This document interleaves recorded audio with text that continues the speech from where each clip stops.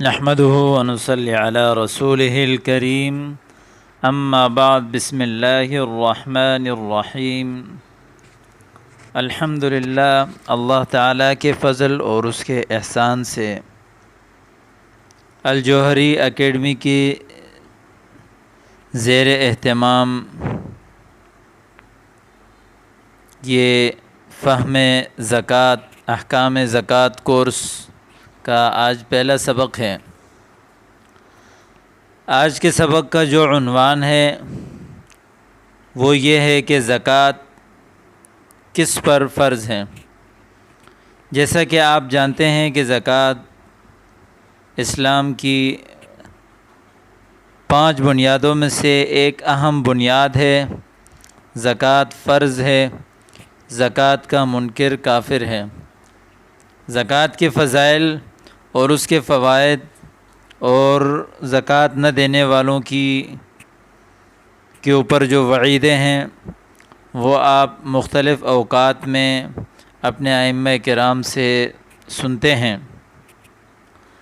تو آج کا جو ہمارا سبق ہے اس میں اس کا جو موضوع ہے وہ یہ ہے کہ زکوٰۃ کس پر فرض ہے۔ زکوٰۃ کی فرضیت کے لیے سب سے پہلی جو شرط ہے وہ یہ ہے کہ زکوٰۃ دینے والا مسلمان ہو۔ زکوٰۃ ایک عبادت ہے اور جس طرح روزہ، نماز، حج مسلمانوں پر فرض ہیں تو اسی طرح زکوٰۃ بھی مسلمان پر ہی فرض ہے۔ دوسری شرط یہ ہے کہ وہ بالغ ہو، لہذا اگر کسی نابالغ بچہ صاحب نصاب ہے، اس کے پاس مال ہے جو نصاب کو پہنچتا ہے تو اس کے اوپر زکوٰۃ فرض نہیں ہے۔ کئی ایسی صورتیں ہوتی ہیں، مثال کہ اگر کسی بچے کے والدین انتقال کر جاتے ہیں تو ان کے ترکے میں سے جو پیسے ہوتے ہیں وہ بچوں کے نام کر کے الگ کر کے رکھ دیے جاتے ہیں، ان کو دے دیے جاتے ہیں۔ تو اسی طرح اور کئی صورتیں ہیں کہ جہاں نابالغ بچے کے پاس اگر مال ہو اور وہ نصاب تک پہنچتا بھی ہو تو اس کے اوپر زکوٰۃ فرض نہیں ہے۔ تیسری شرط وہ یہ ہے کہ عاقل ہو، لہذا اگر کوئی پاگل مجنون صاحب نصاب ہے تو اس پر زکوٰۃ فرض نہیں ہے۔ جس طرح کہ اس پر روزے، نماز اور حج فرض نہیں ہیں تو بالکل اسی طرح اس کے اوپر زکوٰۃ بھی فرض نہیں ہے۔ چوتھی شرط یہ ہے کہ مسلمان بالغ عاقل وہ صاحب نصاب ہو۔ صاحب نصاب شخص کے اوپر زکوٰۃ فرض ہوتا ہے، لہذا ایک شخص وہ اس کے پاس مال ہے، پیسے ہیں، سونا ہے، چاندی ہے، جو بھی ہے، لیکن وہ صاحب نصاب نہیں ہے تو اس کے اوپر بھی زکوٰۃ فرض نہیں ہے۔ صاحب نصاب کی تفصیلی بحث انشاءاللہ تعالی آپ آنے والے اسباق میں سنیں گے کہ صاحب نصاب یعنی کتنا مال انسان کے پاس موجود ہو تو وہ صاحب نصاب شمار کیا جاتا ہے۔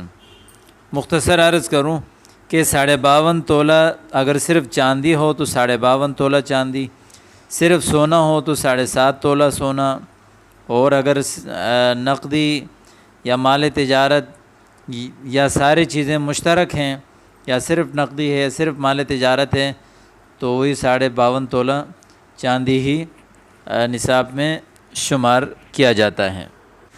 تو اس لیے صاحب نصاب ہو۔ چوتھی شرط یہ ہے کہ وہ صاحب نصاب ہو۔ اس کی تفصیلی بات انشاءاللہ ہم ایک دن کریں گے۔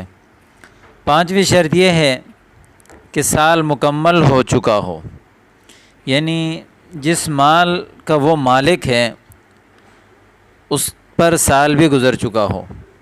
مثال کے طور پر ایک بندہ شعبان کو اس کے پاس مال آ گیا، اتنا مال آ گیا کہ وہ صاحب نصاب بن گیا، مثال کے طور پر 1,00,000 روپے آ گئے، تو اب رمضان میں اس کے اوپر زکوٰۃ فرض نہیں ہے، اس لیے کہ اس مال جو اس کے پاس آیا ہے اس پر سال نہیں گزر چکا۔ اگلے سال شعبان جب آئے گا، شعبان کا مہینہ، تو اس کے اوپر زکوٰۃ فرض ہو جائے گا، اس کو کہتے ہیں سال مکمل ہونے کو، ٹھیک ہے۔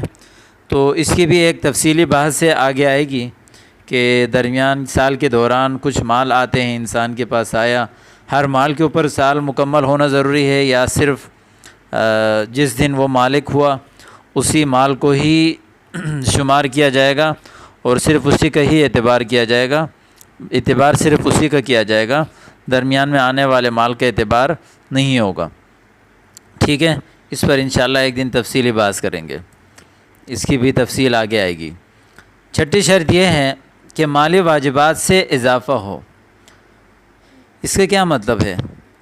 اس کا مطلب یہ ہے کہ ایک بندہ صاحب نصاب ہے، جیسے میں نے ابھی کہا کہ وہ اس کے اوپر سال گزر گیا، مسلمان بھی ہے الحمدللہ، بالغ بھی ہے، عاقل بھی ہے، صاحب نصاب بھی ہے، اور سال بھی مکمل ہو چکا ہے، تو اب سال مکمل ہونے کے بعد جس مال کا وہ مالک ہے وہ مالی واجبات سے اضافہ ہو۔ مالی واجبات کا مطلب یہ ہوتا ہے جیسے قرضے ہیں، مکان کا کرایہ ہے، اور اسی طرح یوٹیلیٹی بل وغیرہ ہیں، اسی طرح ماہانہ اخراجات وغیرہ ہیں، تو کئی چیزیں مالی واجبات کی اس میں آتی ہیں، تو اس کی بھی تفصیلی بحث انشاءاللہ تعالی آنے والے اسباق میں ہم کریں گے۔ لہذا جس بندے کے اوپر یہ 6 شرائط جس پر بھی پائے جائیں تو اس شخص کے اوپر زکوٰۃ واجب ہے، یعنی زکوٰۃ فرض ہے، زکوٰۃ دینا اس کے لیے ضروری ہے، نہیں دے گا تو وہ گناہگار ہو جائے گا۔